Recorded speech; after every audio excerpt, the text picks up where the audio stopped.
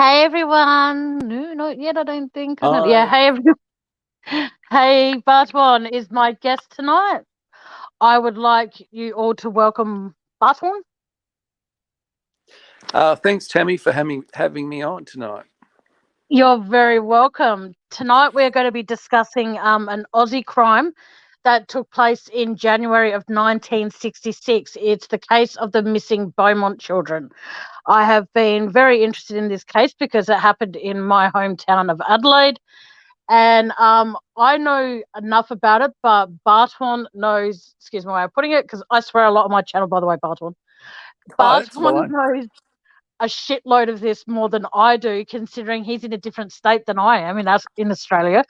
But I thought that with what Barton knows, he can, if he's okay and comfortable with it, he can tell us some of this information he knows, and then we can do a bit of a Q&A if you're comfortable with that.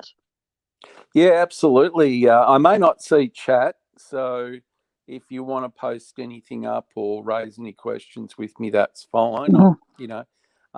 But with regards to the Beaumont children, it really, I suppose, changed the whole landscape because when it happened in '66, well, I was born in '67. I do look probably younger than I am, but the reality is that up until that point, and even a bit after, we used to play out the front as kids, and never worry, and play cricket and football into the dark, um, and there was never any worries. And in this particular case, the Beaumont kids, I guess, was a real shock because it just changed the innocence of young kids going to the beach. We'd never think about that now, would we? No, no, not at all. Like, But that, yeah. sorry. I'm just trying to think. Someone just wrote, yeah.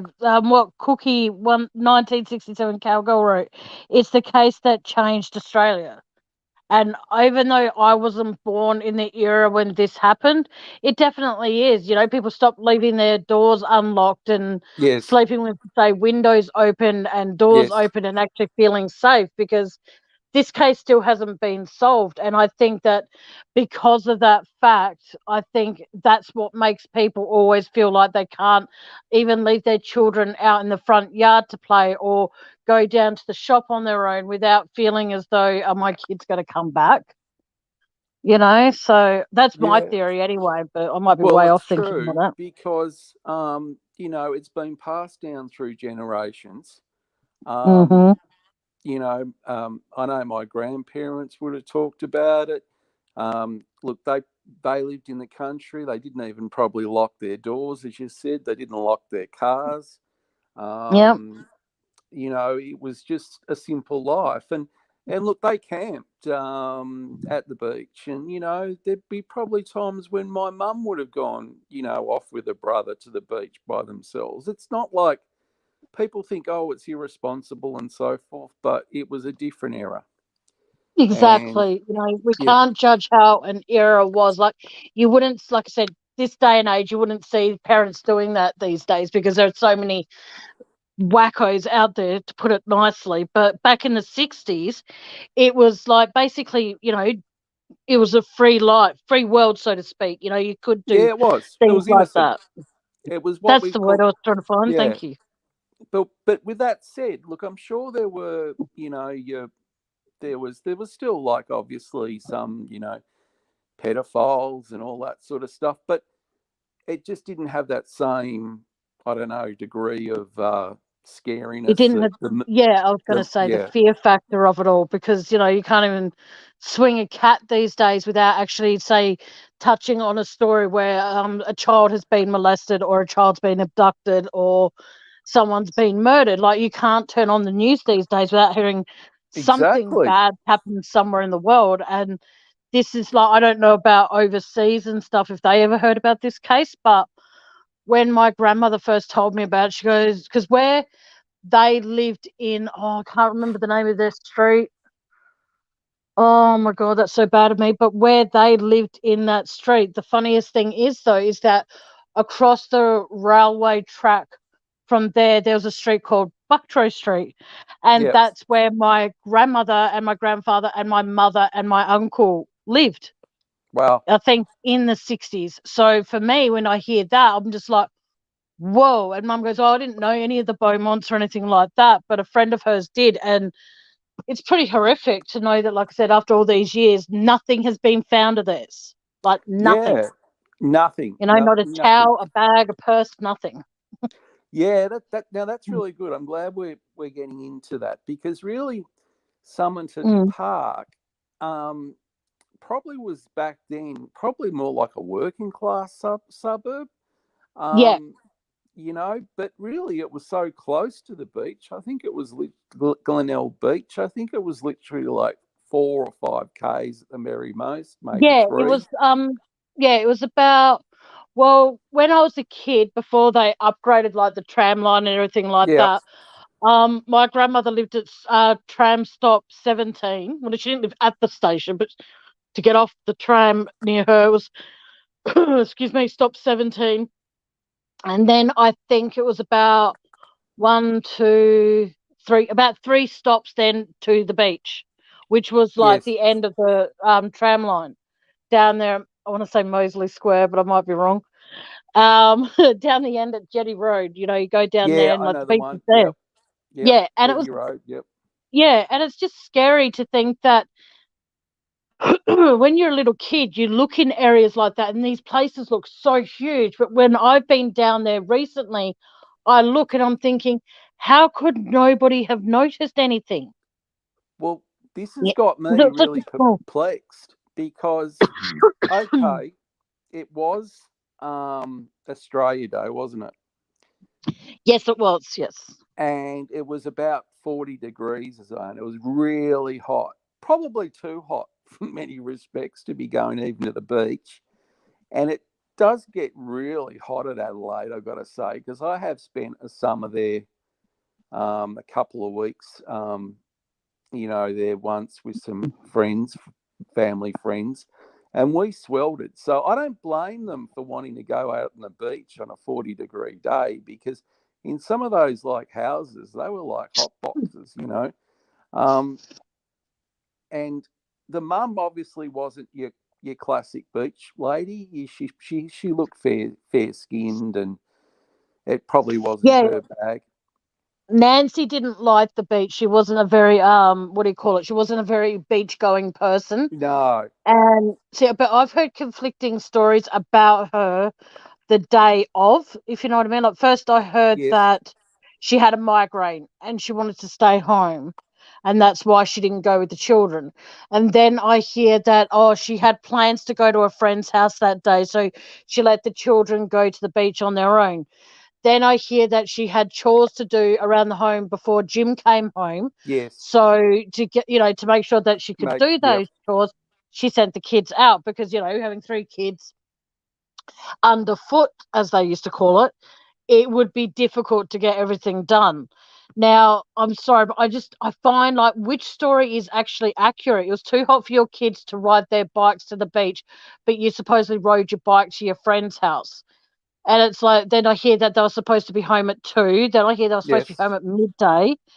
Yeah, And it was then more like you hear, mid, sorry, go on. mid. Yeah, sorry. I think it was more like midday or 1, and I think they left on the bus, and she did go take them to the bus stop. I think around 8:45, or she went to pick them up anyway. I know she Yeah. went to the bus stop to wait for them. I'm not sure if she dropped them off, but like went with them in the morning. Now, look, it could have been. I'm more inclined to think maybe Jim had gone out sales. I think he went to Mm. Watertown or something like that, or Oh, he he went to Snowtown this particular day. Snowtown, of course. Yeah, yep, Yeah. that's it. And it would have been a pretty big trip on a hot day, so they didn't have aircon back then. Okay. See, there you go. But You're telling me something I actually did not know. yeah, so likely, what's happened is she's probably like getting ready, maybe, prepare. I mean, I know that there was those sort of roles, like traditional, if you think of the grandparents, she might have been putting on a special dinner or whatever, long Yeah. weekend. The thing, sorry, go on. Yep.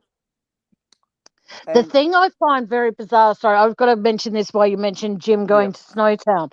The thing I find bizarre, though, is that Jim, as he has mentioned, he was halfway to Snowtown and then he got a call cancelling his job in Snowtown.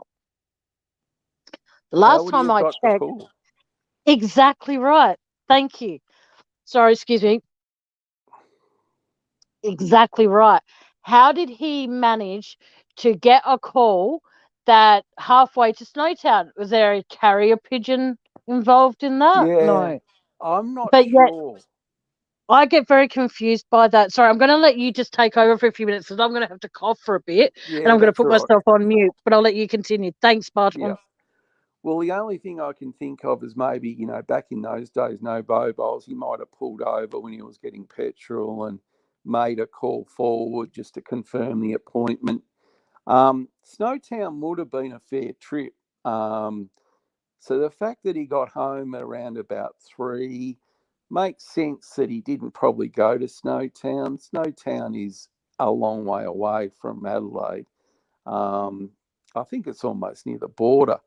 So that doesn't surprise me. Maybe the businesses were shut that day, um, but he did come home, and then he was told about the situation, and they obviously he reported it to the police, and then everything really kicked off.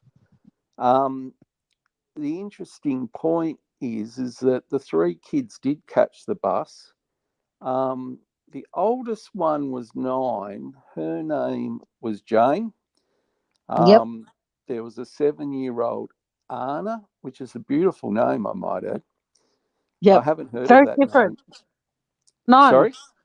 I was going to say, you hear of Anna, but the Yes. name Anna, I think that is, I agree with you. That is a beautiful name. Yeah. And, maybe just due to the whole, relationship to that Beaumont, that the name never really took off. Yeah, Um, it's pretty sad because it is a beautiful Yeah, name. because I mean, it is a beautiful name. And then there was a little fella, Grant, who was really like a little spitting image of his dad. He was just Yeah, a mini version of his father. Now, interestingly enough, both his parents lived quite long, but they did divorce later on. yeah. But they lived to like 92 and 90. Well, the So dad is still alive. The mother passed away a few years ago. yeah, yeah. So, like, we're talking about, a significant life lived, and the trauma as well of having that on your head and still being able to, losing your family. I mean, imagine the grief just every year. And I've heard that they never changed the bedrooms, like they left them as is, just in that off chance that, they may return. Yep. Um, One sec. I've just got to mention something. Karen yeah, 56. Yes, I hope to do the Snowtown murders. I just didn't want you to think I was ignoring you. yeah. So There is the sorry about tie that. in with the Snowtown, different time frame, but that in itself was a horror show. That one, Oh um, yes, I'm looking forward to diving into that at a later date. It's gonna be good. yeah. Just we're talking. I was talking about. Well, maybe he pulled over because he's. I think Snowtown's a fair distance from where he lived Yeah. in, and I think Mhm. he might have pulled over. Maybe went to a public phone. Maybe because it was a long weekend. They decided, no, we're not going to open the shop or whatever Yeah, and but that's he, what I mean though. Like, how would he have rang the office and they would have said, "No, don't go in." But at the same time, like you said, it was a long weekend, and yes, that's what I'm a bit. Okay, that's yeah, a well, bit it is a weird. bit iffy, isn't it, to do business on a long Mm. weekend? But And who plus, knows? I mean, I'm trying to remember. I think it was obviously a traveling salesman. I mean, what he sold, I just can't recall what he actually sold, but it is a bit strange that you'd be doing business, especially in that time. Everyone, like, it was the days when Australia Day, you didn't work. yeah, exactly. And the thing as well, like, I've read and I've watched See, for me, I'm really weird in this scenario though, but there was this lady who did this tarot reading on what happened to the Beaumont children. And Yes. since I watched it, I haven't been able to find it since, but she was saying stuff about how the Beaumont children case is a lot like unfortunately, a lot like the Watts case, because Jim was having an affair. He Yes. wanted the kids out of the way, but he couldn't get rid of Nancy because Yes. Nancy didn't go to the beach with them. And then he has said in other interviews that I've seen with him, he goes, "Oh, there's a part of the beach that I park the car and I watch my kids. They can't see me, but I can see them." Well, And when I hear that, it's just like, well, okay. Tammie, it's an interesting point. It did cross my mind, I've got to say. Yeah. And for that reason, and when you look at the two as a couple, she seemed very prim and proper. Yeah. Because they Almost, met, yeah, yeah, almost like she was too good for him, if you know yes. what I mean. Yeah, like, I mean, I'm not putting him down, but he looked like she looked like she almost had come from upper class or middle to upper class Exactly. in terms of how she And dressed. how she talked, she says, "I don't know where they could be." And yet Exactly. and when he's talking as well, in my opinion, sorry, it's like he's not showing her much comfort. He's not offering her No, much support. Like, obviously back then they didn't do much public displays of affection and stuff, but true. your kids are missing, and you can't put your hand around, you can hold your wife's hand and then put your arm around her, but he just seems like he's so withdrawn and distant. And that's why I think, and as much as I'm probably going to cop slack for this, I do I don't believe think that so. Jim had something to do with their disappearance. Well, look, I haven't But I ruled him also think out. Grant's alive. And the other part that's very Watts like was he didn't show any sort of semblance of emotion when he was Exactly. like he wasn't like as sort of overt in his body language in the sense that he was sort of smirking or anything, but he was very matter of fact. And Exactly. the thought of losing three kids while you're out supposedly, what I think, I think the big difference now, like if you compare it now, they didn't have CCTV, right? They didn't have all this, technology, Facebook. So, people didn't just jump to the conclusion that, oh, the father did it. Yeah. And it sort of, it does, when you looked at him, yeah, they didn't sort of gel like a normal couple would. There was no reassurance. He was very, he wasn't teary, he wasn't emotional, he wasn't saying, you know, please, everyone think about, who you've seen, whether you've seen them. Um, it could have been a ruse. We don't know. Well, that's exactly right. And plus, I know that I don't know how it was back in the 60s or so, but the fact they waited 4.5, or sorry, Yes, 4 to 7 hours before they reported them missing. yes, From where I used to live here in Adelaide, in Blair Athol, it would take 6 hours to get from Adelaide to Victoria in Ballarat area. yep, yep, All right, so you got yep, to. That's makes how I sense. look at it, as that they could have easily done that. I do believe that Jane and Anna were unfortunately killed, but I think that Grant was taken somewhere and Yes. then given to another family. And because he was so young when that happened, I don't believe he knows who the hell he is. But I do believe that Grant is still alive. But I don't think Wow, that. yep, yep. That I that don't that's think. entirely likely because he wouldn't have he seemed a happy-go-lucky sort of kid, and I don't think the dad, like as he was sort of like a spitting image of the dad, but I think there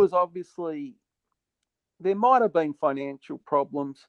To me, remember, like businesses they weren't allowed to open on public. A lot of them weren't allowed to trade on Sundays for a long period of time. They weren't allowed to trade on public holidays. And I don't think they were allowed to trade on Sundays either. That's exactly right.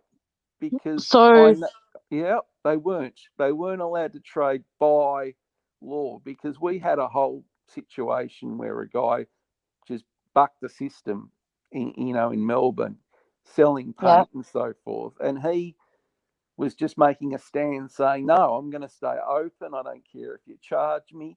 So that's why I know, like, Sundays were, during that, he wasn't like the 60s, but it was probably like 70s. It was going up to, probably 70s. And Frank Penhallerick, anyway, he just wouldn't accept that, no, you can't tell me not to open on a Sunday. Ahead of his time. But this is the point, like, they're, and the police probably naturally then just assumed, okay, the dad was in his car, he drove off, he had this business thing, we'll just exclude him. Yeah, I think they excluded him too quickly, to be honest. I think so. So they put all their efforts into searching the beaches and, this so-called gentleman that was sort of acting like a father figure. And you'd think that there'd be a lot of people like sitting on the beach, watching, observing, 3 kids frolicking around, maybe without anyone, that white clip bag. The thing, sorry to cut you off, the thing I found interesting as well is that, okay, when I was a kid, we're going back about 30 plus years here, peoples. Yeah. When I would always stand at the letterboxes of my unit block and always wait for the postie.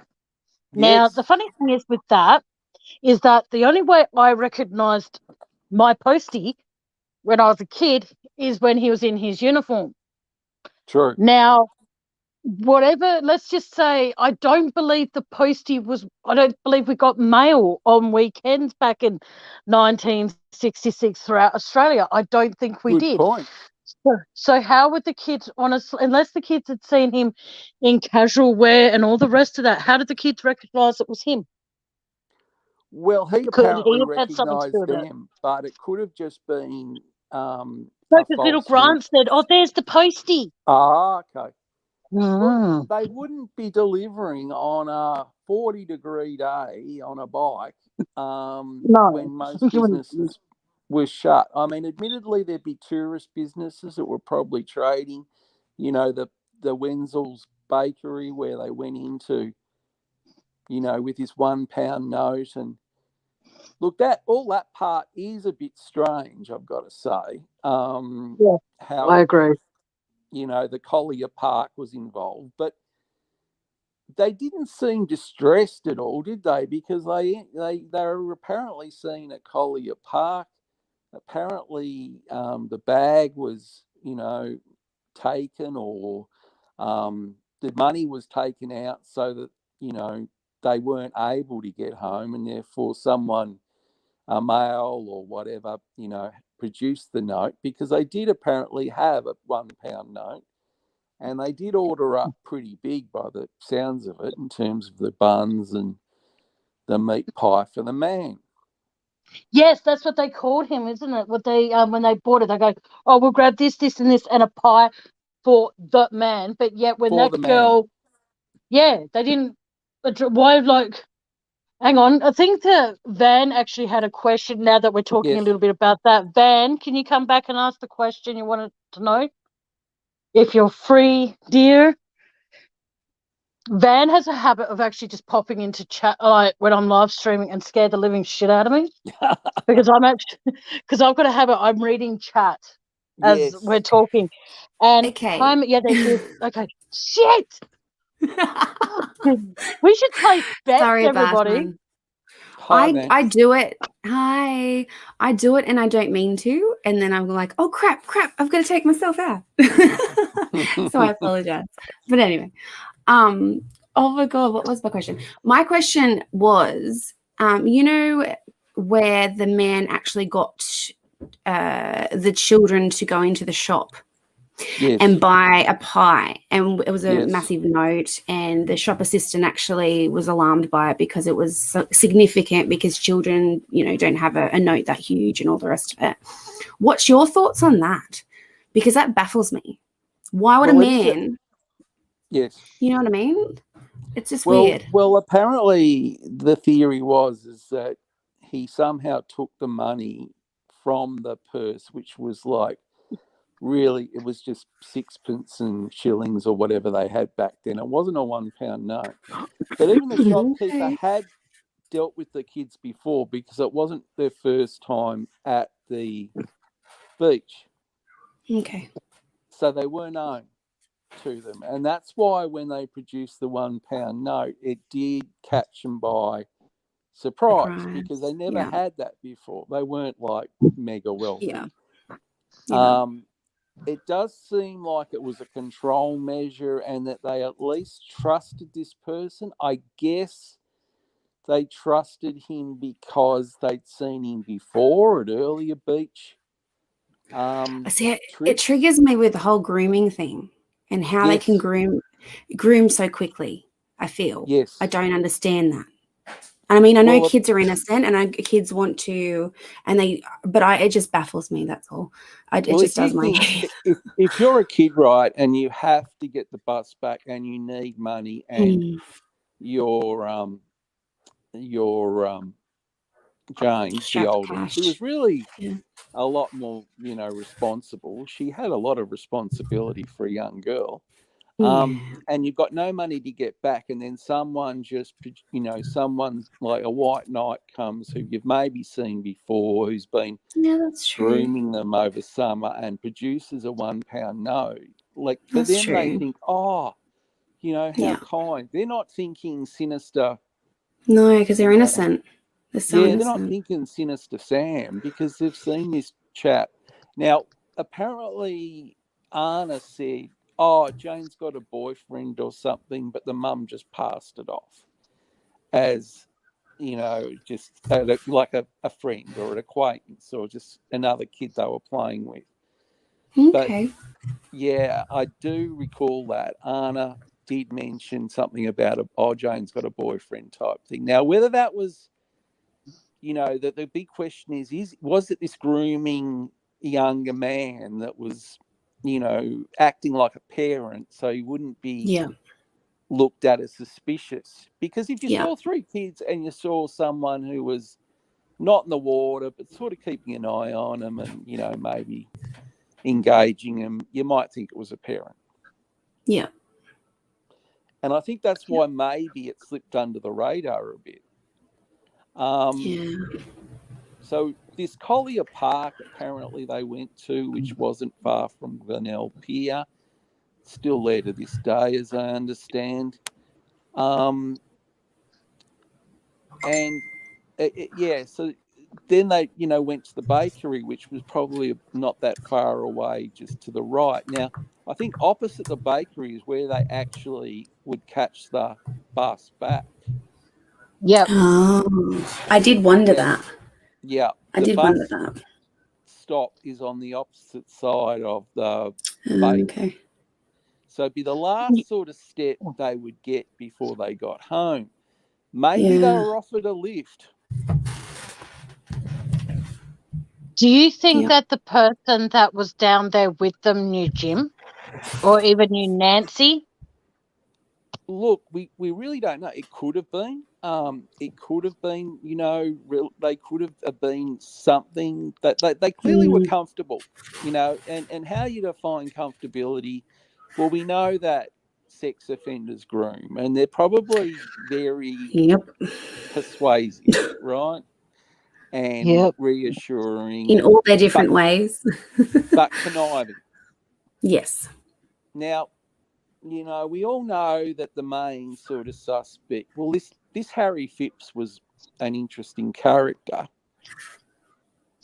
Okay. A well-known businessman, probably what we would have called a millionaire back then. He had a steel fabrication business. He lived near the church just at the end of, I'm not sure of the road, but it's just basically straight down from Collier Park. And it was probably only 400 metres or whatever down the road.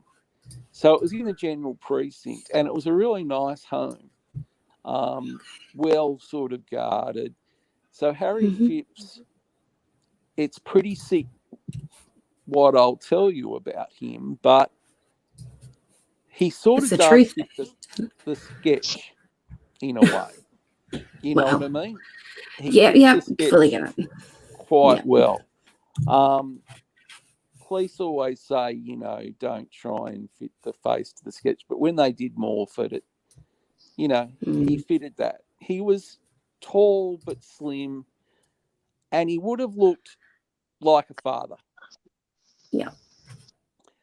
And there's worse, though, to come, because he had a son at the time. Like, he had a son, but the poor son was getting molested by him. Basically raped 3 times a week until he was 14.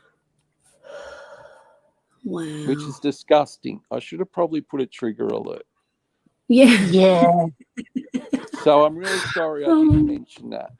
That's okay. But in these cases, you don't know. Like, I honestly feel like they were groomed. I feel like it's led into all that stuff anyway. So I kind of felt like it was probably going to be, you know, come up anyway. But I don't know. Yeah, well, look, I'm sorry, else. I should have. So if anyone is triggered by this, please just take a breather. That's it. But it's an essential part of this case, I'm afraid, because he probably, of all the suspects, lives close. Yep. He's well off. Yep. He ran a steel fabrication company. He was highly connected politically. Yeah. And didn't he own Castelloids? Yes. Yep. Yeah, he did. I I think they made parts for Harleys even. They made defenders for Harley Davidsons in Australia. Oh, okay. So he was a very wealthy man. He drove a Pontiac, an American Pontiac.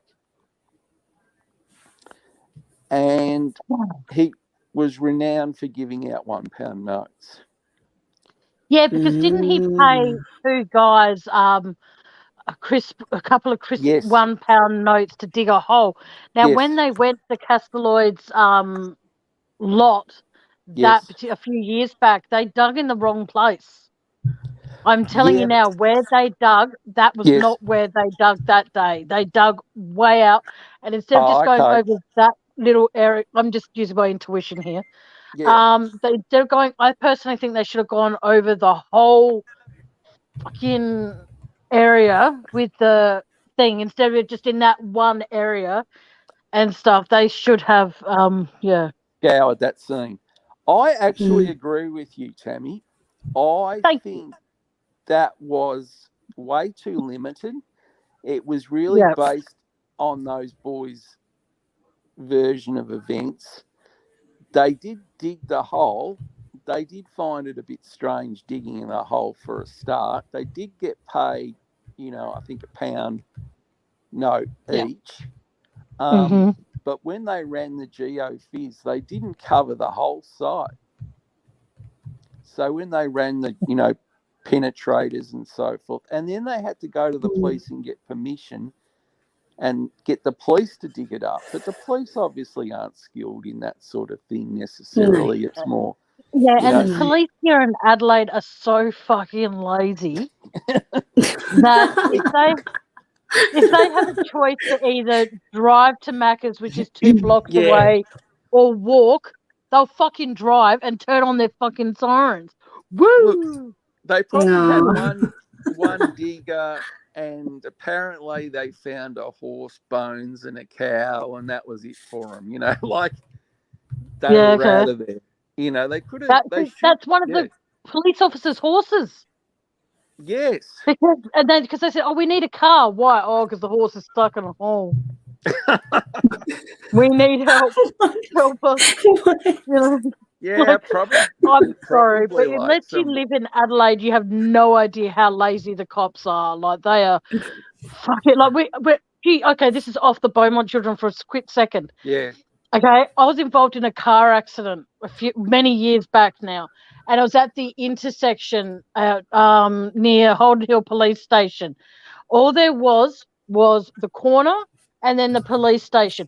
We had to wait 45 minutes for the police to come where they could have walked. No. They drove about not even a minute up the road. And I'm like, I was like semi-conscious, and I'm just like, are you for fucking real? This is not happening. Am I? They had to drive down and. Yeah, and it's just like, really? Or when they come and they try and interview, oh, what happened? Car came through the lights. Which direction? Oh, gee, considering it's coming at me on the passenger side of the car, I'm going to say that it came from the sky. Yeah, but look, no.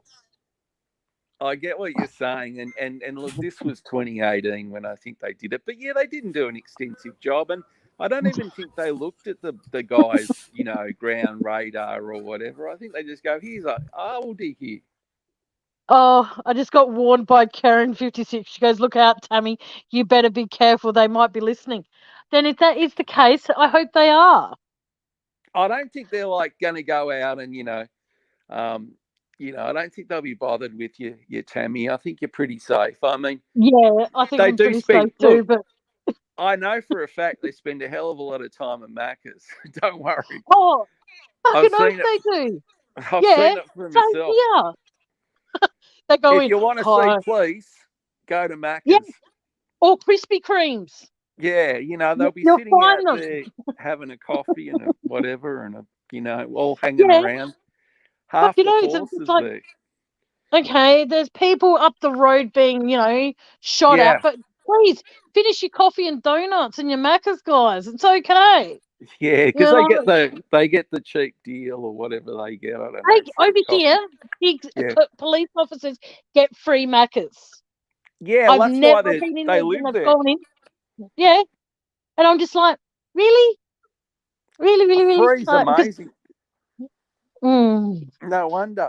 And yeah, so like the funny thing, well, it's not really. I mean, the son, who I think was around 14 or something at the time, he was a younger fella, and he did say that on the now look, people can say what they want, but he did say that on that day that his dad did come with 3, kids or whatever, or 3 kids come into the house, and but it's such a difficult sort of thing because he ended up having a lot of problems because of what happened to him, obviously.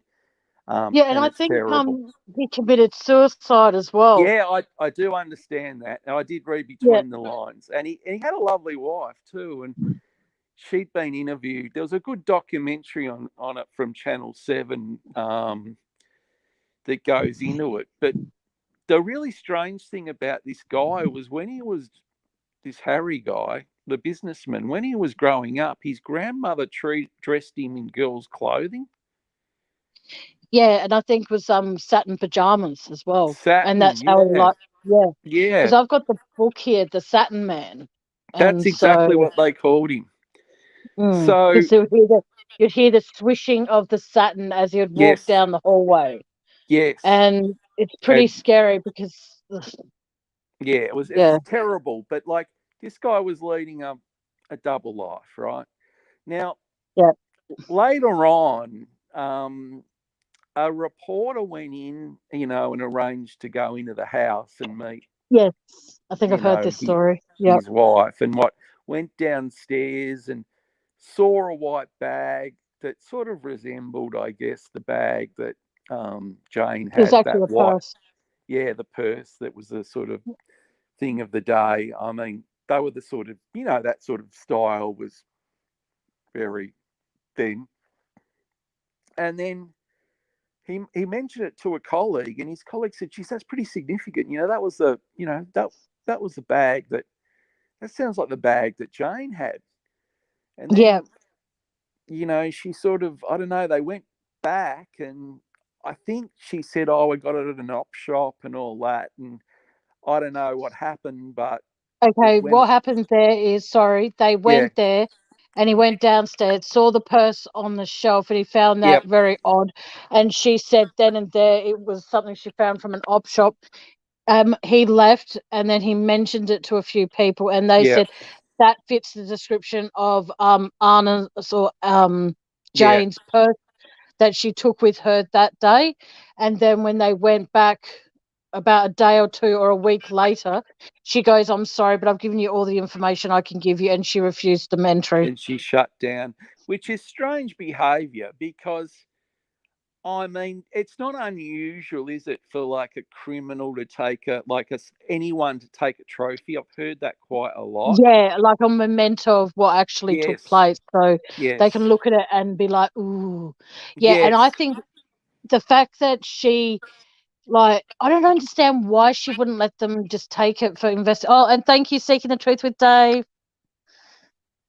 Sorry, Seeking the Truth with Dave's in here, by the way, just so Oh, you good know. day, Dave. Yeah, yeah. Look, sorry, I can't see the chat, but I know if you're on there that you're helping out with Tammie and Yeah. you Apparently know that and Van. we're dynamic together, Barton. Yeah, you're a great duo.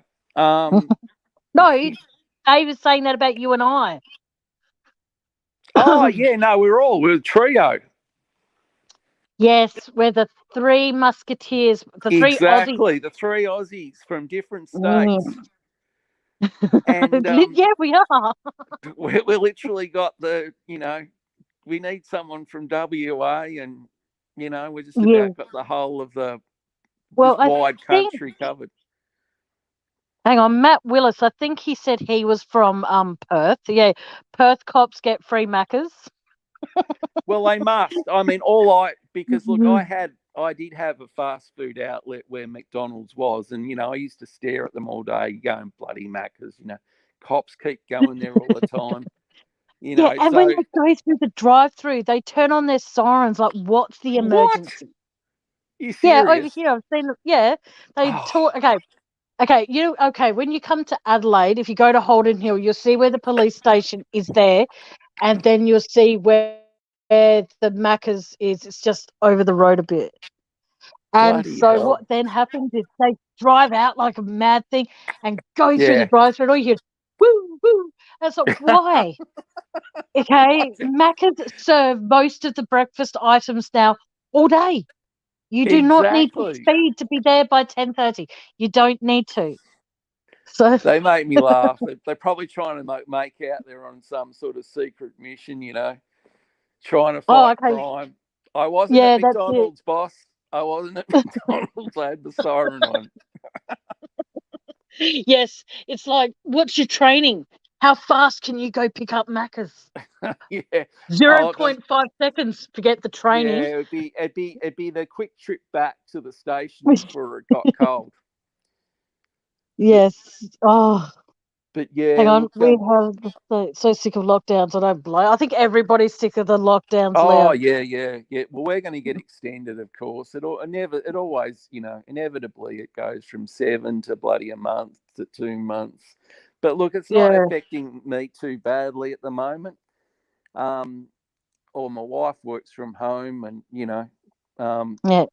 but it's not good for a lot of like casual staff because they get put off hospitality. It's just ridiculous. But anyway, um, we're used to it. We went through it for about 6 months last year. So fortunately, I sort of knew it was coming, so I got out before this happened again. Thank God, I wouldn't have survived this time around. But look, yeah, like I mean, there's a couple of, but they did. I mean, the police really did rally. I've got to say, they brought in. I don't know where they all come from, but they had a lot of volunteers. I think some army Yeah. come in. They even emptied out They the got that. lot. They got that dumbass clairvoyant in. I Yeah. think he was from like Russia. Oh, get Oh, Betty that was. here. So they Oh God, dug and dug and wasn't that a disaster? that was, well, from what I've seen of news broadcasts about it, because as I've said, I wasn't born in the 60s. So for me, when I saw it, I was just like, first thing I said, because my mum, she we're watching Crime Investigator Australia or something, and Yeah. the Beaumont children was on like with the Wanda Beach murders. And Oh, I yeah. was watching it, and as soon as I saw him get off the plane, before my mum even told me anything about him, I said, he's not going to know shit. Seriously, he is not going to know He anything. couldn't speak English. He had an interpreter, Exactly. maybe his son. But like, how did they dig him up?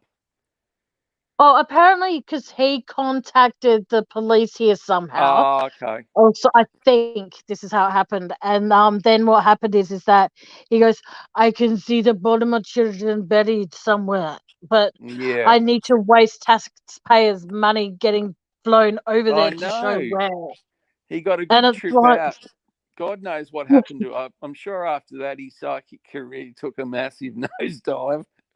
exactly. All the, and I just keep on thinking to myself, and this is, again, I'm sorry for, like I said, I do swear on my channel. As soon Yeah. as he realized he fucked up, he tucked his personal part between his legs and scurried back on the plane and fucked off home. It's like, Oh, I oh wouldn't no, blame him. I completely screwed up. Oh shit. What am I going Even to the mum. do? Look, I felt bad for the Exactly, mum. Angela. I felt bad for the mum because she looked gutted. Yeah, I well, think. my dad, when he was alive, he used to be a taxi driver, and he used to drive. He has so much in common with Dave; it's unreal. Plays golf, Yeah, was a that's taxi Dave. driver. But Dave's a Yes, nice dude. Dave. My dad was a prick.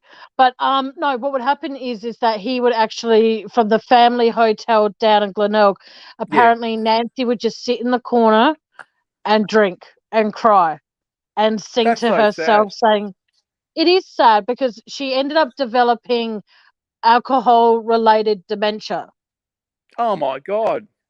So Well, that's that's what I've just the heard, trauma. because she blamed herself for so many I bet. years about her kids, and I bet. with Jim not really offering support, Yeah. it could have led to that as well, because him leaving, that was just another person that left her where she had no control, and it breaks my heart. Oh, it does. I mean, they were going to turn out like I think she wrote a letter, Jane. I don't know the exact contents, but it was something like a really lovely letter the night or the day before, probably to a dad because he was going to, head off or something. And Mm. it's just like they were just, yeah. I can see all aspects of it. I think now, obviously, the first thing they like to do in an investigation is go what they call it. Tammie says, go inside out. So they Yeah, start with a parent. Like now, the like police investigation has come a long way, and they yeah, go, we start with the parents first, yeah. number one, But and yeah, then they sorry. move out. Yeah, like they move out. Like they started with Chris. Yeah, they should have locked down the crimes. I actually think the Boomhauer should have said, "Look, Chris, your life's in jeopardy. What if they come back and hold you to ransom? We'll put you up in a hotel. Give us the keys, whatever. Exactly. And he would have. He couldn't say no. I've got this covered. Because like that would look sus. And then Yeah, they well, could have that's exactly really it. gone in there and done their business. Well, like I've always said this about Seeking the Truth with Dave. I don't know if he's still in here, and if he is, he's probably going to get another spelled head. I've always said the one thing I admire most about him, apart from being an amazing friend, is Yes, the he is a fact that great friend. I'm not saying this to discriminate against you or Larry or No, no, anyone no, else that no. was investigating this case. But when I look at the Chris Watts stuff, the fact that if there is a microscopic little thing to look at, Dave will get a telescope or microscope or whatever, or magnifying glass or whatever, and he will dissect that tiny little crumb if it's going to give him some new revelation that somebody hasn't thought of. And that's the thing I love Dave's and got a adore about special him the gift. most. Dave Oh, is he an does. absolute. He's an absolute gift to this case because, in any crime case, because he gets his data, he gets his dates, he gets his times, and he knows it, and that's special. Like, I'm more of a generalist. Like, I'll slip up on a date here and there, and you know, because I'm thinking more on, you know, I'm thinking on other levels, you know, but Dave thinks on, Dave's like good with people too. Like, I don't know why he, you know, just thinks he's good with data. I mean, you know, we talk and, you know, I trust him, you know, he's a reliable, upright guy. You Yes. know, I don't think people don't realise until they actually speak to him. You can, like, I pick it up, but I know him, you know him. Well, when he first rang me, I said, "Oh, it might be easier to ring me on my phone because my internet's a bit screwy." So he rang, and because I didn't know his number at all, Yes. okay, when I answer, I'm like, "Hello," he goes, Yeah. "Hello, hello, Tammie," and I'm like, hi," and then he starts laughing, and I'm like, "Oh fuck, it's Seeking the Truth with Dave." Oh shit! Because I didn't Yeah. recognize his voice, because his voice is somewhat deeper on the phone than it Probably is is. when he's on panel. It's freaky. True. You know, but you know, you can pick it up, and you know, but the fact of the matter is, he's just Yes, he's an asset, you know, and he's amazing. I agree with you, Tammie. yes, And and he's I and will he's always. Sorry to cut you off. I yeah, will always. It doesn't matter how much it destroys my reputation. I really hope he's listening to this. Um, I don't care what it does to my reputation. I will defend Dave until the day I die. yeah. Because Well, me even too. though because even though I've only got to know him since December last year, and this is going to probably be a little out of line, but I'll say it anyway. I trust him to know that if I overstep the mark, he will tell me. And the Yes. fact that Dave wants the best for everybody apart from Lana the Piranha. Yeah. And yeah. Well, I think he's just like cautious because of just so many shifting sands, and like Dave, um, you know, you know, if you're upfront with Dave, and I have been, and you know, you treat him with respect, and you don't like make up crap, Yeah, you've got a friend for life. You know what I mean? That's just exactly. not, you know, and I trust him. Like, you know, I've spoken to him. He knows my real name, you know, but he doesn't go on and go, "Hey, I've got this scoop," you know, you know what I mean? Like, he doesn't do that stuff. Are you That's trying why to we tell me that your real name isn't Bartwong? That's what? mean. No, look, I just keep it, you know, like, I mean, because No, I'm, you it's all know, good. yeah. But look, I mean, I just like to just really like work on, you know, different angles. Dave's got his real angle, you know, nailed down. He can do Yeah, that. He can go through those videos and just, you know, dice and slice them up, where I might like look at aspects of them and pick things out that I think, you know, are interesting. And, you know, and I go, okay, well, look, you know, this is what I think. But Dave goes through the whole sequence, and it's awesome because, you know, everything in sequence has a story. exactly right. And And some the of the thing stuff I he's brought, yeah, sorry, yeah, like, and I'm not, and again, this is hopefully not going to freak him out if he actually happens to be listening in. He is like a best friend and a father all rolled into one for me, because yeah, he true. has actually mentioned he's proud of me more than, say, my own birth father did when he was alive. And it actually puts a tear on my eye when he says that he's proud of me. It actually, or when he looks straight at the camera and he goes, "Yes, Tammie," and his glasses are halfway down his face. Yeah, It's like, slide up yeah. your glasses. You're freaking me out when I'm on panel and I'm covering for him. And he disappears and goes, has a smoke, and he gets. I love it when you cover for Dave. It's like, Oh, thank you. I really do. I just think it's just awesome. You know, it just mixes it up. Dave goes off, has his smoke. You come in, and it's just Yes. fun. You know, it's a good combo. Um, Well, he scares the shit out of me because he doesn't give any. Well, I don't know how he does it, but he creeps back in, yes, and I don't actually hear him until he actually like does, or he goes, "I'm back," and I'm like, "Fuck." Like I go back and I'm like, yeah. "Okay, he's not back yet. Cool bananas."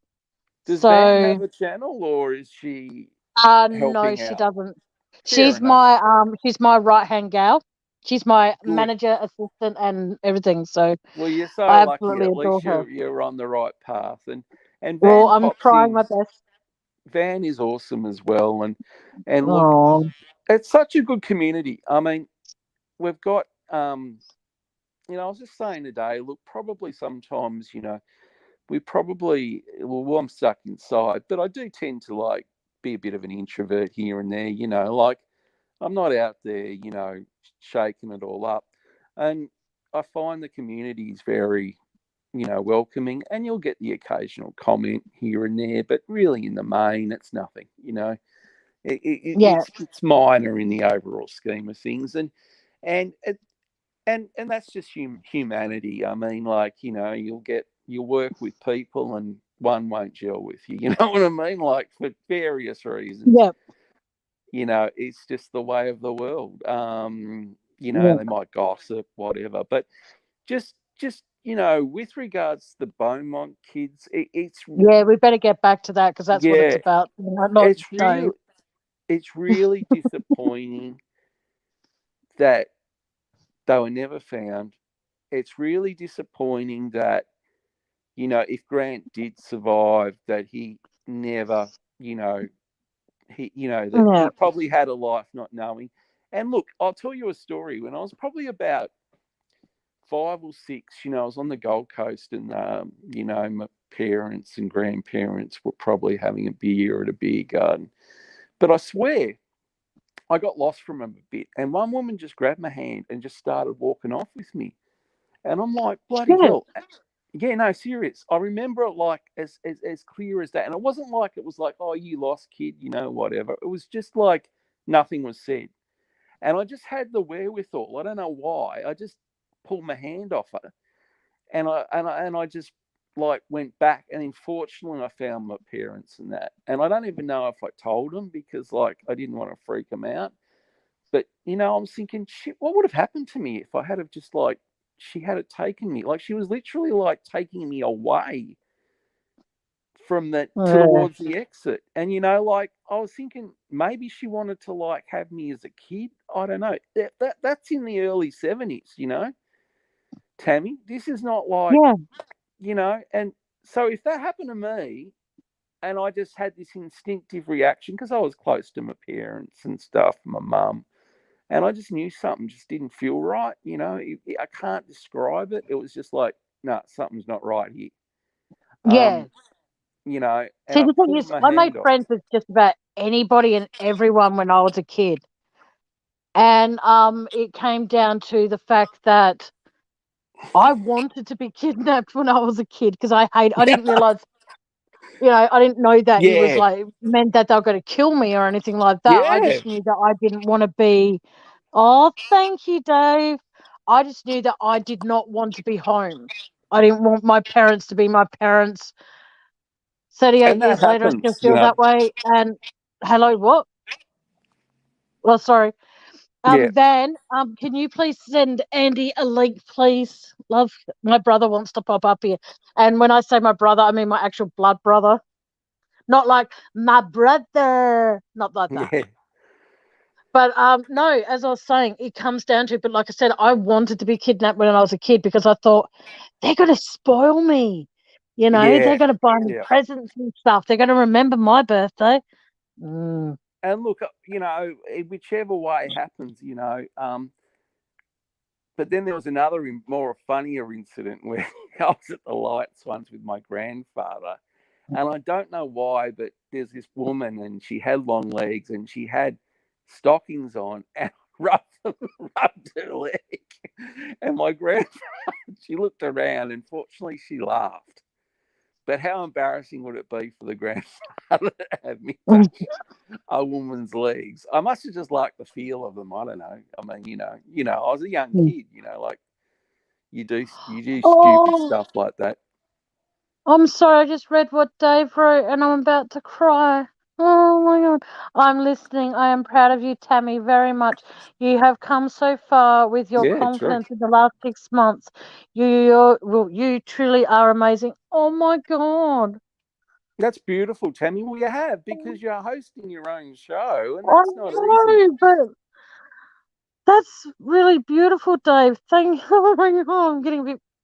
Van, you're going to have to pop up here because I'm getting a bit emotional now. Yeah. So, I'm not how used do you to want? being. Oh, fuck. I've had Sorry, a pretty what? big.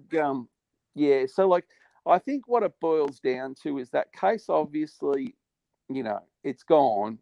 The players have well and truly passed on. Unless accidentally someone's doing some work and digs up. Especially around that factory or whatever. We never know, but we do know that they weren't. Basically, as I understand, it was unlikely they just got taken by someone and they had an instant family and grew up not realising it, if that makes sense. Because 9-year-olds don't go, oh, I don't remember my mum, if you know what I mean. Fast one. Yes. Fast one. I'd like you to meet my brother, Andy. Andy, this is Barswan, and Van's on here too. So, intro done. Hello. Yeah. Hi, Andy. How are you? It's Barswan. I'm good, thanks. How are you? Good. We're having a good chat about the Beaumont kids, obviously. But oh yes, I've heard. You live in Adelaide as well. Yeah, I do. I live about 10 minutes away from Tammie. Well, that's really fortunate. It helps when you live close to your sister. You're younger, right? Never visit. Oh, shut up. Tammie, we're not getting into that tonight. Yeah, but look. Oh my. Come on. Tammie, she likes getting involved with shit. Well, we all need to. We all need to get involved in something. Oh, shit. Keeps us. I'm gonna have. Sorry, guys. You three have to talk amongst yourselves. I have to mute myself for a sec because what Dave wrote was really emotional.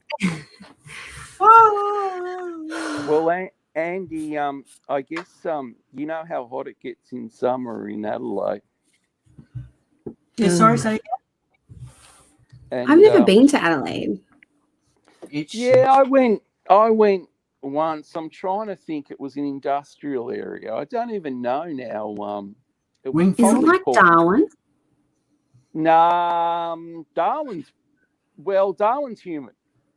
And Darwin is probably not dissimilar in size, I guess. I'm not sure. It's a little bit more commercial in Adelaide. Okay. There's a few more bigger buildings, I guess. Well, I find Adelaide like sorry, man. I find Adelaide like a big country town. Everyone knows your business. Everyone knows your business before you even fucking fart. Well, I mean, do you follow the footy, Andy? Here and there. When Mum's like, did you watch the footy highlights? Or did you watch the football? Yes, Mum. Oh, that's good. See that goal? No, Mum. Oh. Yeah. What does your mum vote for? The Crows? Mum family. Myself, my dad, and my mum were Crows fans through and through. But when Dad was alive, he didn't like the power. Sorry.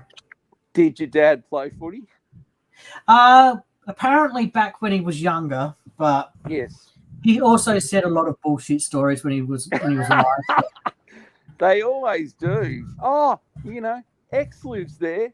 Oh yeah, it's like, I was in the war. I was in the war, and then he said it one time in front of my mum's mum, and she turned, and Tammie was in the room as well, and she turned to us, and she's like, once he left the room, she's like, oh yeah, he was a spud peeler.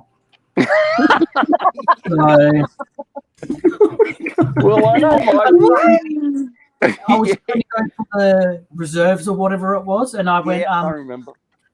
I put my mic there because I've been too close. That's a pretty good. That's a pretty good. And we went for a trip down to the Murray River and everything, and he bit into a sandwich. And he bit into it, and he's like, as he was pulling the sandwich out, the teeth came with it, and he put them in his pocket, and And our grandmother was like, "Where's your teeth, Peter?" "Oh, they're in my pocket." "You better put them in your mouth." "Oh, no, I can't." What is it with old people and pulling their teeth out? But you can't everybody pull them in properly, Van. Oh, You'd be amazed at how many teeth end up in dams. Like when they dry up, all you see is false teeth. I don't know. We didn't push him in the dam because he was the one that was driving the car. Wow. What car did he drive? A Holden or a like? He drove a Holden Chimera or a Ford Fairlane. The Holden Chimeras had a fair bit of go in them.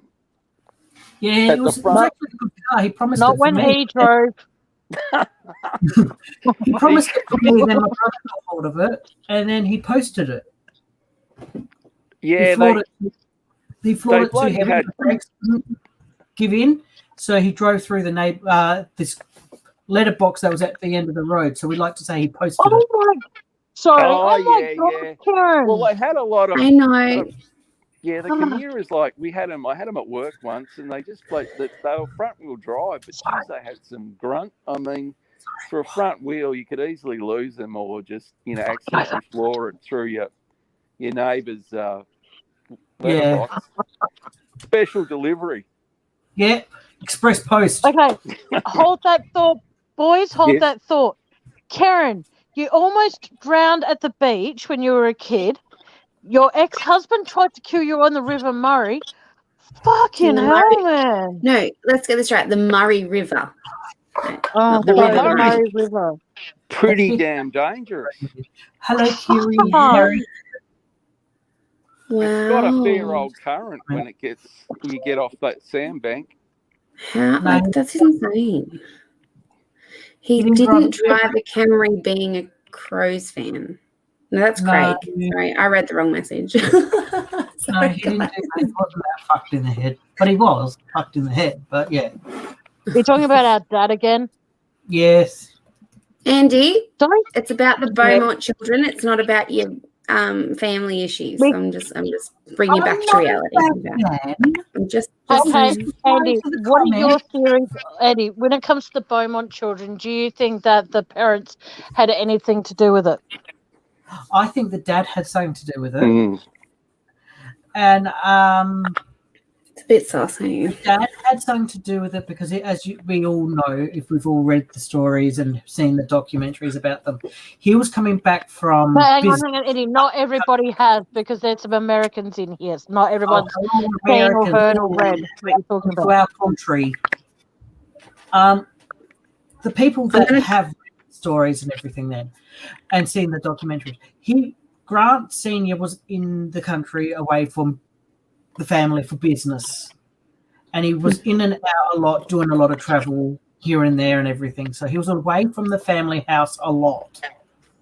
So he would have made a lot of contacts here, there, everywhere. So I personally think, long story short, is the father met someone along the way that no one knows at all but the father. He pays them tip off to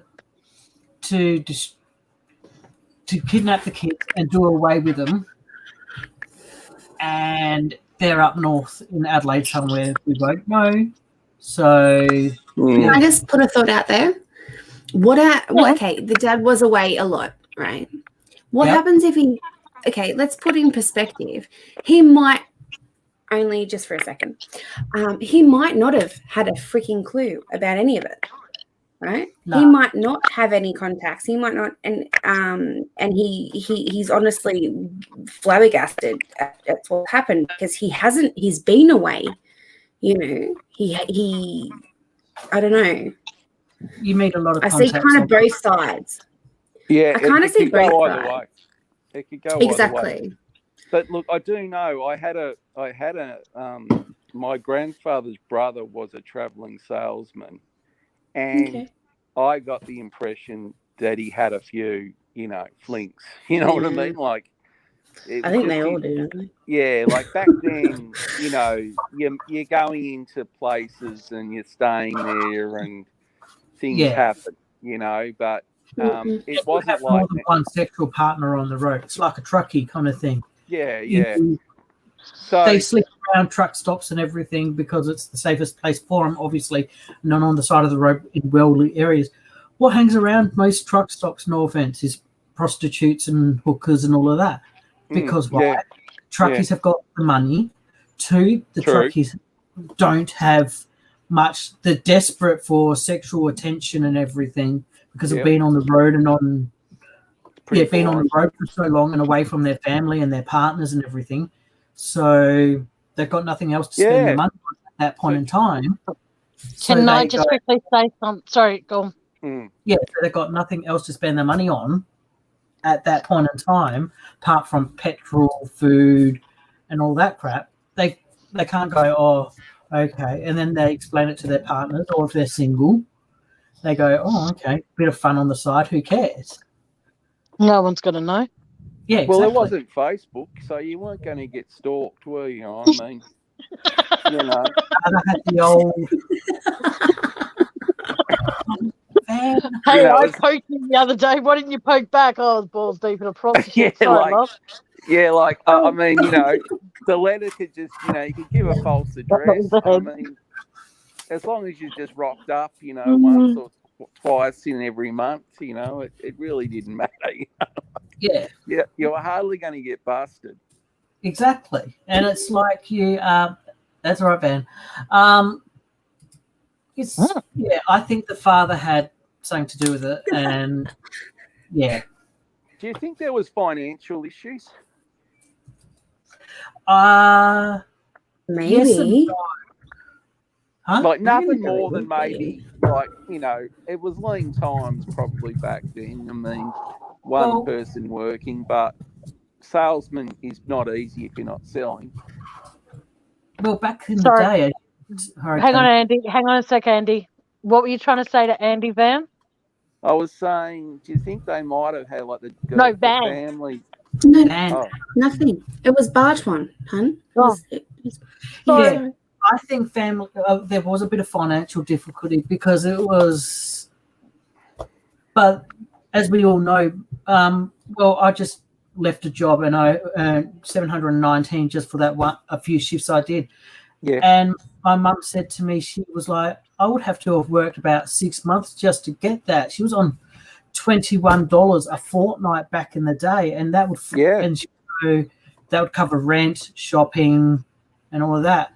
And it's a lot of things were cheaper back then because we think what the amount the mum gave them.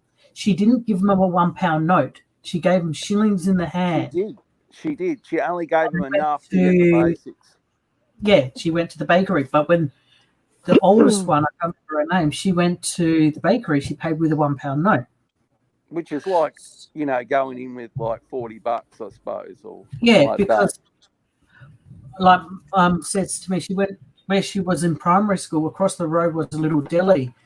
And she went in with 40 cents and she could get a pie, hot chips, some lollies and a drink or something, and that was 40 cents. You could get a lot. Yeah. Well, but nowadays you go into the shop and go, oh, I've got 40 cents. You can't go pull out like the Cadbury ad. I don't know if you guys have seen the Cadbury ad with the little kids pulling out a button, a toy dinosaur and shit, and going, thank you. Yeah, we could get Can I just quickly say something? A whole bag for that, but sorry, I'm just letting everybody know now, and it's probably mentioned in the PayPal thing, I don't know, but the PayPal is to help me get a laptop so I can start doing StreamYard on my own, and I don't have to keep on begging Van to help me or begging someone else to let me use their StreamYard so I can do it. Exactly. And it's basically, it will make it a hell of a lot easier for me. So please don't think I'm collecting donations just for the sake of collecting donations. I'm honestly trying to raise money to get a laptop. So exactly. Yeah, well, we'll support you on that. PayPal, you get more of the cut. I mean, like YouTube is great. PayPal, you get the whole thing. YouTube, they do take, I think, a pretty big slice. Yeah, really. So PayPal is the way to go to help support Tammie. Yeah. And, okay. good to know. Thanks, Barton. Oh, that's all right. No. Eventually pick these things up as I go along.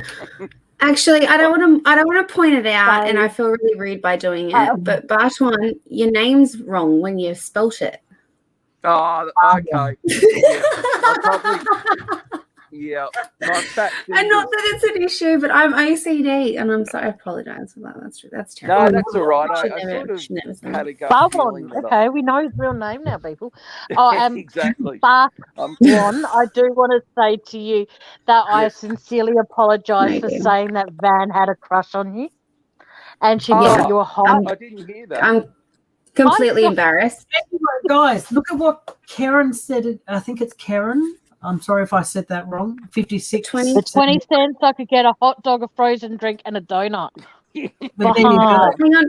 Hang on, Andy. We need to address this right now because Tammie on I don't know when at some point made it out that I had the hot for Barton. And that was not the case. Doesn't Well, matter. I thought it was the sweetness deal to get Barton on panel. Yeah. And she was like, no. Barton, she's like, no, I know you love him so much, and you know, like he's, you follow him and everything. But I just, I didn't know what to say, and that just came out, and I'm like, why the heck would you say that? That's not cool. I said it because of the fact that men like their ego stroked. It was pretty full on, but Okay, can I address something then? Yes. Elephants in the room. Yeah, what? Van. Oh Lord! Oh my God! I'm a bit nervous right now. Don't tell Tammie I'm asking for pictures, and you told Tammie you got pictures from me. Because no, and this is completely off topic. Okay, people. Okay, can we go back to the topic at hand? Andy, shut up. Okay. So I was nervous. Okay, so Andy, and I will talk to you later. It could have taken a couple of routes, couldn't it? It could have been, What? No. It was something for her birthday, Barton. What's that? Barton, what are you talking about? Because we're talking about how I apologise that she said she had a crush on you, and then you're saying, oh, it would have taken a couple of routes. Yeah, I'm like, you're both in relationships. What the fuck? I've lost I'm going a bit red. I'm going a bit red. Andy, turn your camera off. Thank you. Lord. But this is a lot of fun. Okay, for exactly. We everybody, need to we're get back about on to have my brother's trip. We're talking about Barton saying it's going to take a couple of routes, and Van trying to convince everyone that she doesn't have the hots for Barton, and Barton's talking about committing adultery. That's all. Oh my God! It's just the timing got a bit awkward, but yeah, we'll get through just it all. When you involve Tammie, who knows what happens, right? Sometimes because Dave helps me plenty, whatever. Karen. Oh wow. Miss Van. Yeah. How old are you, dear?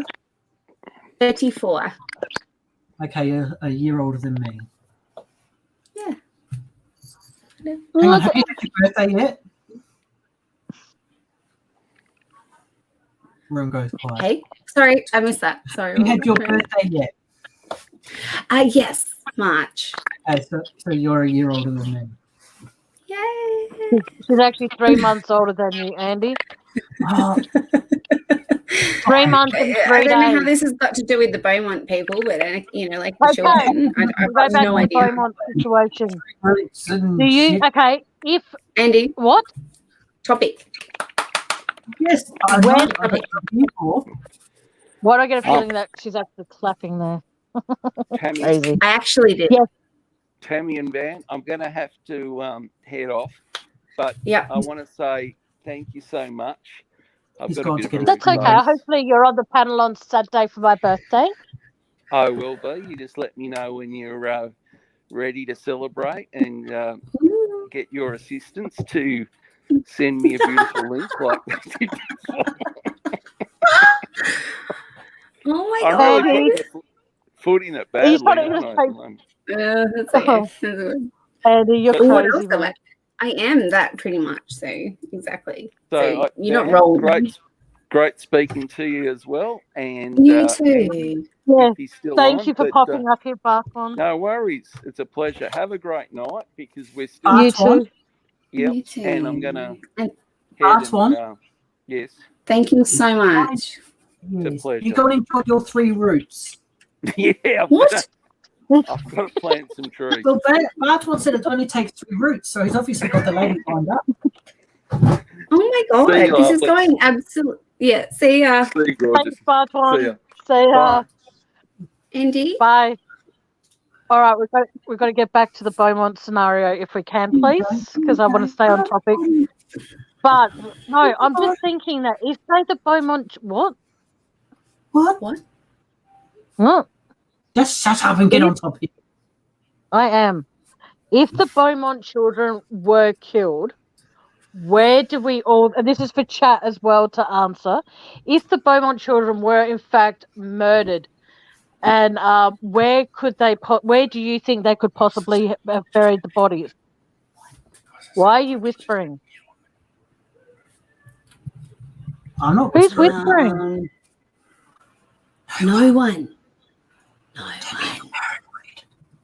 Wait, because we're creepy, remember? Because I have a creepy voice. You told me the other night. No, but I'm just on chat and I hear Andy going, no one. Then I hear you going, no one. Then I hear, okay, it was my partner. Oh my God. Oh, you so fucking big. You scared the fuck out of me. I thought that was being stolen.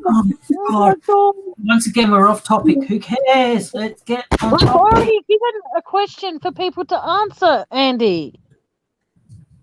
Yeah, thank you very, very much for popping up here, Barton.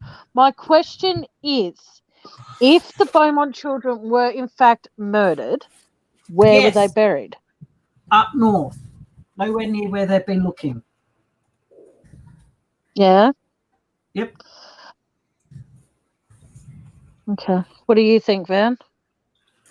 I've was typing, so I don't know the question. Sorry. Give me the question again.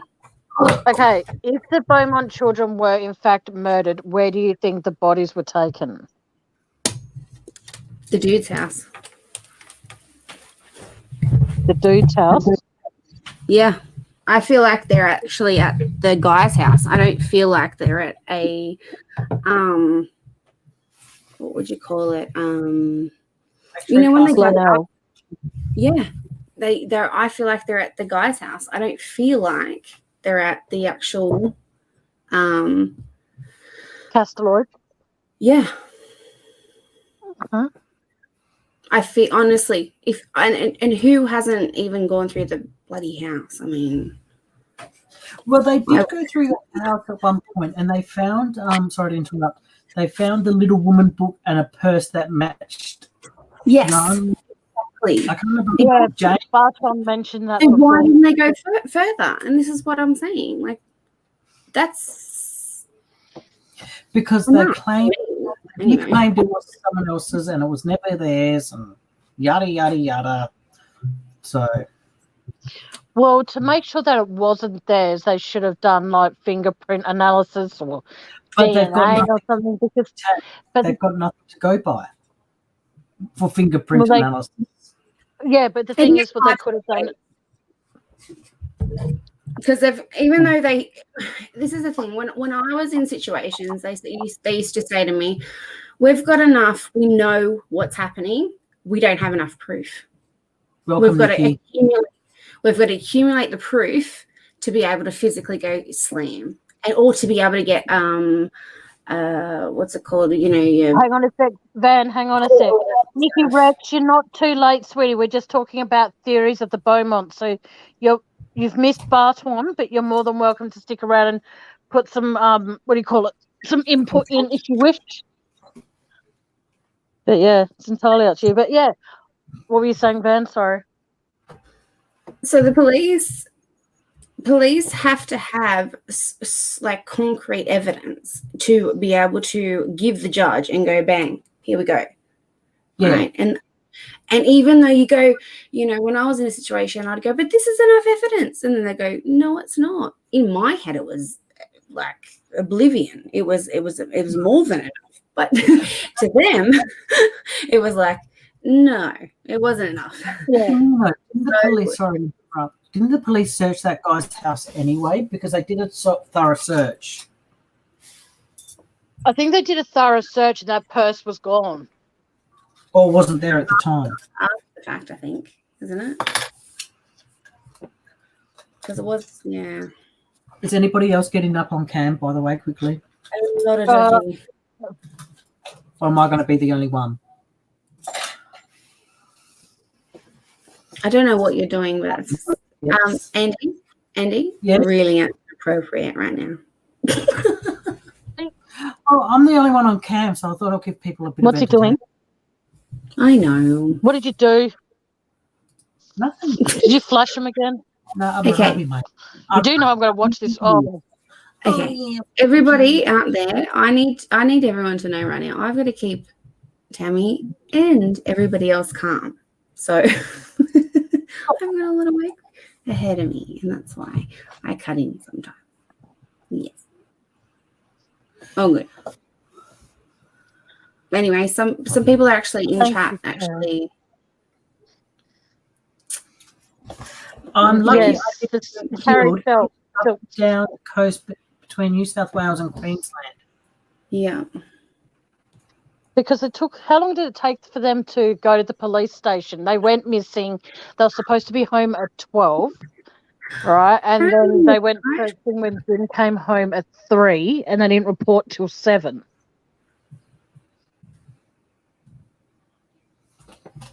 Oh, that's when Grant got home from work. That's what I mean. Like there was no report made at all.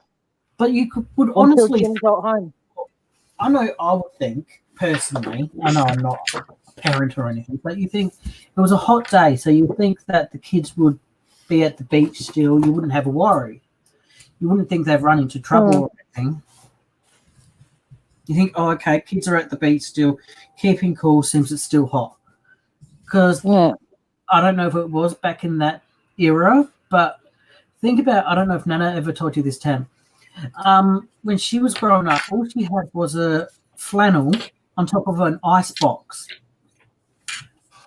So, oh, you're right, baby. Anyway, so yeah, or they had the cool breeze coming in. Well, the warm breeze at the time coming in from their window, so they didn't have really much to keep cool. They didn't have lavish air conditioning like we do nowadays.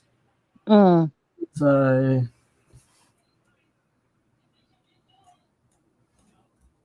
just an idea. Okay. Yeah. All right. Okay. Hang on. That's great, Kerry and Kirian. Sorry, I don't know how to say your name.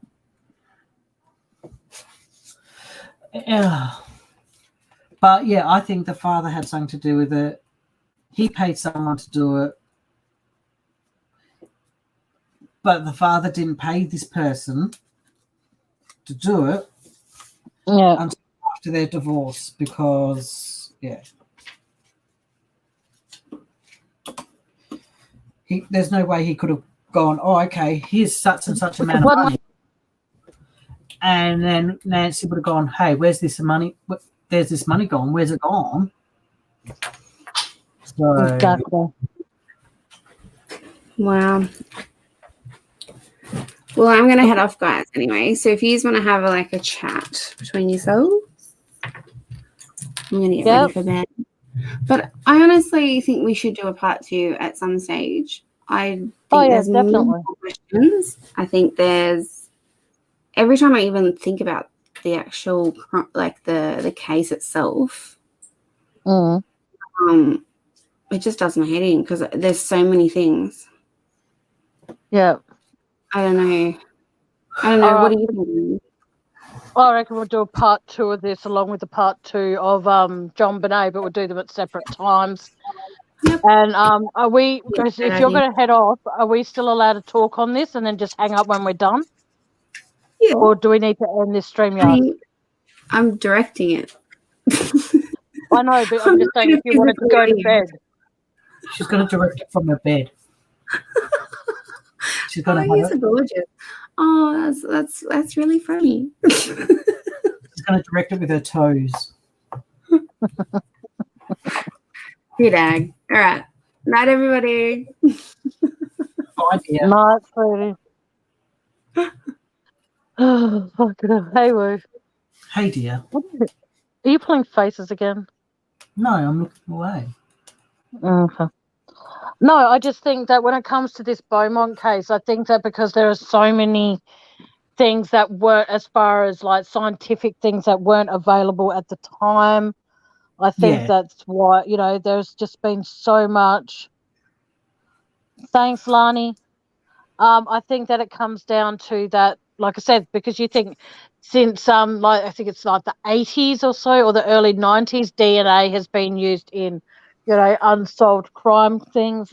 Fingerprint analysis has been increased, because now all you have to do is type something in, and so they haven't been able to do that. But I'm sure that if the Beaumont children case was to happen, you know, say in the early 90s, I do believe it would have been solved, because it happened back in 1966. So many things weren't available at that time to be able to do. They could only do certain amount of things that were available at the time. So yeah. And as we've probably seen, I don't know if you've seen it, Tim, the only thing they basically got is back then is the pans and everything that sift through things. So yeah, the sifters, that's all they really had to actually go through grains of sand or sands on the beach, and or go into the ocean and scoop things up and do it. Because even though they had people or police and volunteers, you know, drudging through the water and looking, and they had boats out looking and all of that, but by the time they actually conducted a full search, you know, the Beaumonts could have been anywhere. Yeah, exactly, because you can't go, oh, okay, oh, look, there's a lot of boats and police still sniffing around Glenelg area, and go, oh, okay, I'm going to just dump these bodies right here so they can find them. They're going to be... Exactly. Police are going to be high guard on every exit from Glenelg possible. So... But the thing is, though, you've got to realise as well, that's why I'm saying they didn't draw attention to the Beaumonts actually missing until nearly 7:30 that night. Now, The thing is, though, so you've got to look at it as this: if you're in a hurry to get out of somewhere, you're not really going to do the speed limit. And you think about it, most of the police at that stage wouldn't have been any on the wiser, because they didn't make a police report till, like I said, 7:30 that night. So that's like 4.5 hours after Jim got home. And then you know, they were meant to be home at 12. They were last seen on Jetty Road, I think, about 3 o'clock or thereabouts, give or take. Yeah. Now, I think it's very interesting, like I said, when Barton was up here, is that there were so many things that they didn't investigate. So many things they didn't even bother looking into. Like, did they bother to look in Jim's car for anything? But at the same time, anything they would have found in Jim's car could be easily explained if it was one of the kids. Yeah, hang on, Tam. Belonging. Yeah. Sorry, Craig B said here, the sketch is a major key. Very similar sketch of the man seen with a girl who went missing at Adelaide Oval, serial killer, child abductor. Yes, but the thing is, though, with the Adelaide Oval mystery, the girls that went missing there, one of the girl, the younger one, was seen tucked under a guy's arm, kicking and screaming. Why didn't anyone do anything? Why? Because they probably thought it was just the father removing the kid from the football, and the kid was like, I don't want to leave the football. And yeah, that's exactly right. So that's what they could have heard as the kid was screaming, going past a bunch of people, I don't want to leave the football. And they thought, oh, okay. And people would have looked at it and gone, oh, the father's taking the kid, the kids must be misbehaving. They don't want him at the football, so he's taking them home. Exactly right. We don't know. know, So it could be anything. It's like with the Beaumont kids. I'm not saying he did. I'm not saying he didn't. Could be Grant.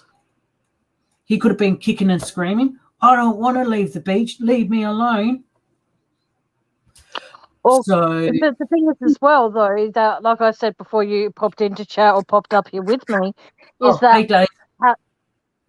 Dave, Sorry. is he back in there, is he? Oh, okay. Yeah, he's like, I'm still floating about. He's still floating about.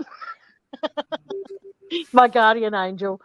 I see it as that... Oh, what was I going to say? Shit. That when it comes to this, it's just the fact... Fuck. You had to say hi to Dave and distract me. I'm trying to remember what I was going to say now. No, I think... No.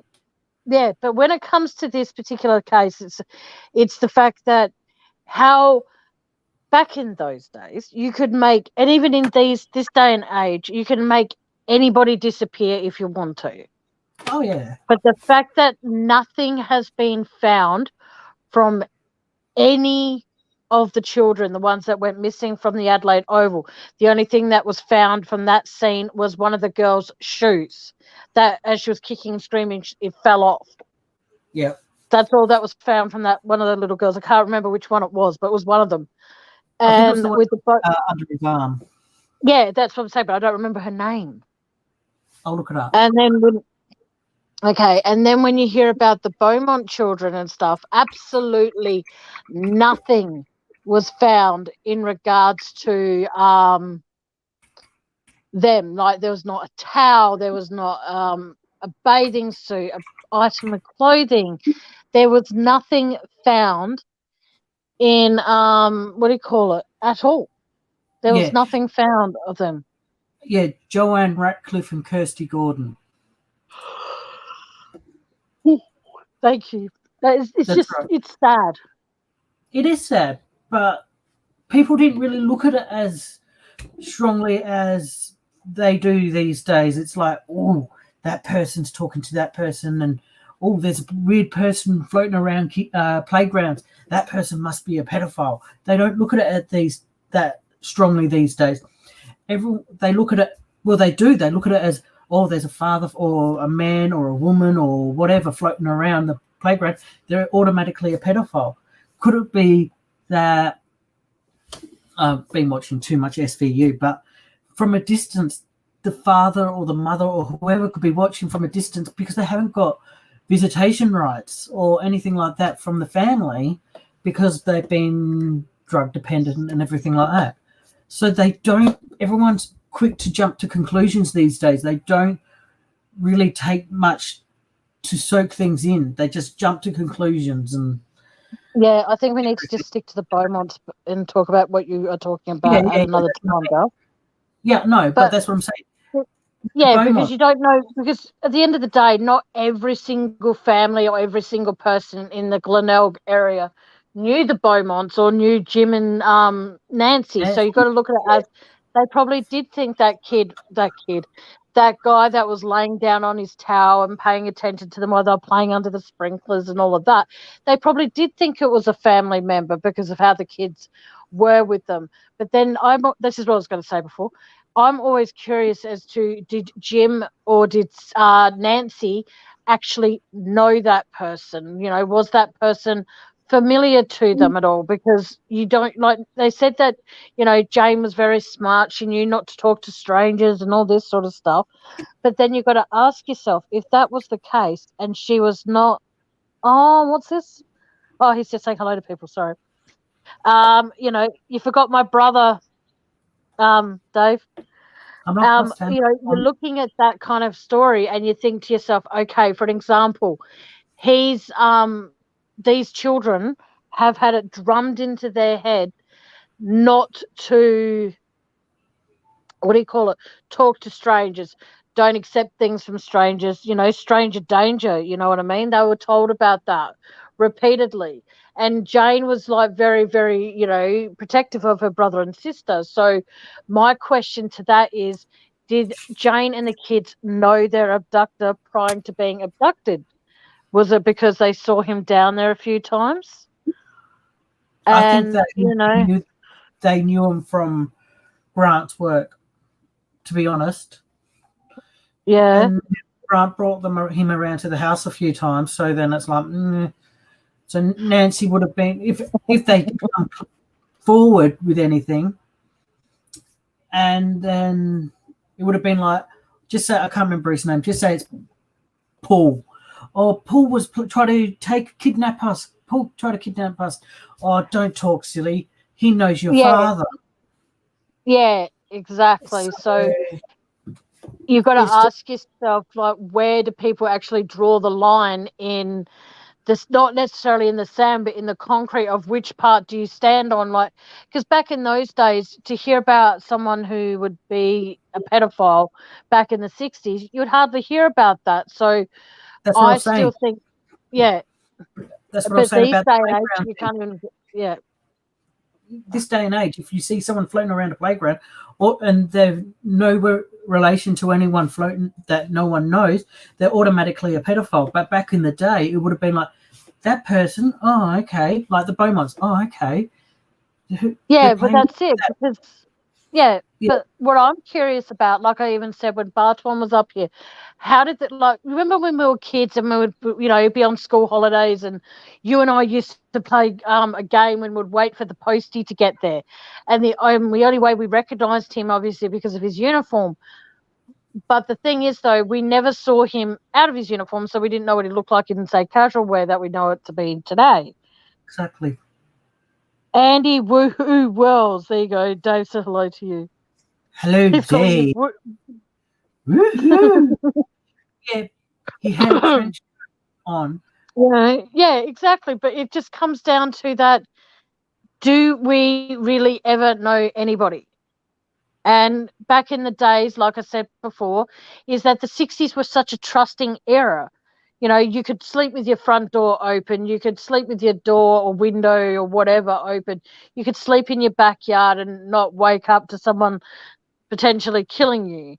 You know what I mean? Yeah. It's just, and that's what the era was like. So I think that for the Beaumonts, the children were very trustworthy. I think that if, I don't believe this case will ever, unfortunately, would never be solved. No. I still, like I said, I still think that Grant is alive. I don't believe. Oh my gosh. What, Tammie? Well, what Dave just wrote, bet he had a trench coat on and looked like Woody Allen. I don't know who he's talking about. I think he's talking about the kidnapper there. Yes, I'd hope so, because I was going to say my brother doesn't own a trench coat. But it's just the fact that they could just disappear without so much as anything being left behind. Because at the time it happened, people were like saying, oh, they could have drowned. Well, if that was the case, their shoes and the bag and the towels would have been found on the shore. Oh, they could have been attacked by a shark. Yeah, if they could have been taken by a shark, same scenario. Things would have been left on the beach. But there was nothing in God's green earth that was left behind at all. And I just find it very, very, very, very sad how it was that way. Oh my God, Tammie, the kidnapper. Are you really that silly sometimes? Yes, Dave, I am. Daddy. Anyway. I call Dave Uncle Dave, thank you. I don't call him Daddy. Daddy Dave. Daddy Dave. Anyway. Wow. No, we're not going there. No. But no, like I said, I think that what happened is they were kidnapped. They were taken to a house, and as Jane was struggling to get away, Anna was killed because she tried to escape, and then she was grabbed, and unfortunately that happened. But they were going to keep Jane alive for fun in their eyes, which wouldn't have been fun. It would have been all sorts of things they would have done to her. And as she turned to move away, they tried to move her head back, and as they did that, they snapped her neck. And then they had no choice but to get rid of her. No. He took the kids one by one, murdered them, but they were all in different rooms. Dave, who's your daddy? Yeah, I know. Who's your daddy? His name was Peter and he's dead. Poiter. Anyway, Back to the... yeah. Oh my So I God. think that the girls, or all of them were in a locked room. They Yep. couldn't get out. He took them one by one into another room, murdered them, bagged them up. Yeah, because didn't that guy say that his dad was seen leaving with 3 garment bags or something, and then he had Yeah. to clean blood out of the boot of his car? I think I heard about the body bag looking kind of bags taken from the house to the boot, and nothing was explained about it, and nothing was said. Yes, Because- Craig B. Didn't Harry Phelps' son say he saw them at the house that day? Yes, I do believe he did say that. Yeah. But that day, I think they were in a locked room. Yeah. Because he didn't say, And Harry Phelps didn't, he says, oh, I saw him at the house. As just that. He didn't say, I didn't see him at the house playing in the backyard. I didn't see him in the house grabbing a drink, sitting at the kitchen table, drinking or having something to eat. Nothing. But didn't he say that? Yeah, but didn't he say at one stage that he heard 4 gunshots go off? No. I'm pretty sure he did. I haven't heard that. Okay.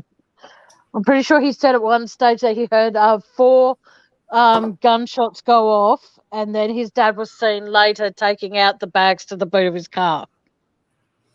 I don't know. Sorry, I can't with the Daddy Dave. LOL. Daddy Dave. Oh, there you go. He saw them in the Oh, there you go. From his tree house. There you go. Thank you, Craig B. Thank you. But what were the... Yeah, so, okay, so they were mucking around in the backyard. After that, what happened? If this is true. Because Harry Phelps, I'm pretty sure that he retracted his statement as well, but I can't be sure. I think he did. And then he went and killed himself a few months later. Yeah. Wouldn't surprise me, you know. But yeah, I don't know. Because apparently there's like a few wells that are out in Whoop Whoop that have actually been sealed over, and Yeah.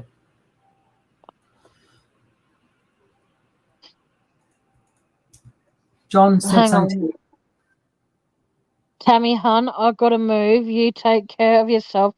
See you around on YouTube. Best of luck. See ya, Mia and chat. Oh, everyone's leaving me. No, that's right. All right. Night, John Lee. Thank you so much for being in here and Seeking the Truth with Dave. Time for Daddy Dave to go nights. Great job, superstar host. Good job at Andy Woohoo.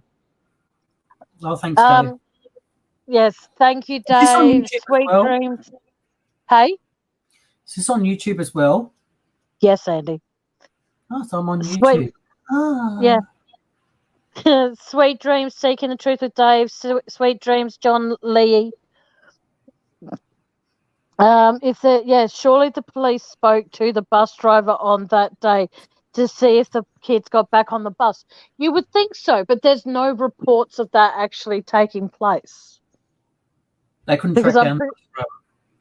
Oh, there you go. They couldn't track down the driver. That's pretty shit.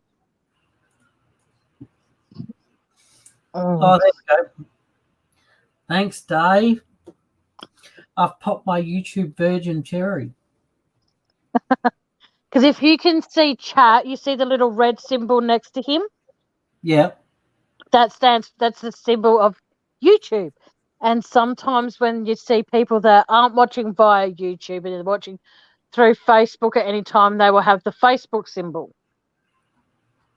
Okay. So, yeah, everyone that's on here tonight is watching via YouTube. So 200 and something people like subscribers, but I don't know how many people are in here, and I'm not. Oh, yeah. Well, I've got to go soon anyway because I've got something to do. Yeah, no, that's fine. All right. Well, I might actually call it a night too then. Okay, Tam. Oh, thanks. You're just giving everyone a new nickname for me. All right, guys. But like I said, please feel free to help me get a laptop on my PayPal account. I'd like to thank Bartwan, Van, Lani for keeping an eye on chat, Andy for popping up here after, while Bartwan was in here. And thank you to every single one of you. I really do appreciate every single one of you.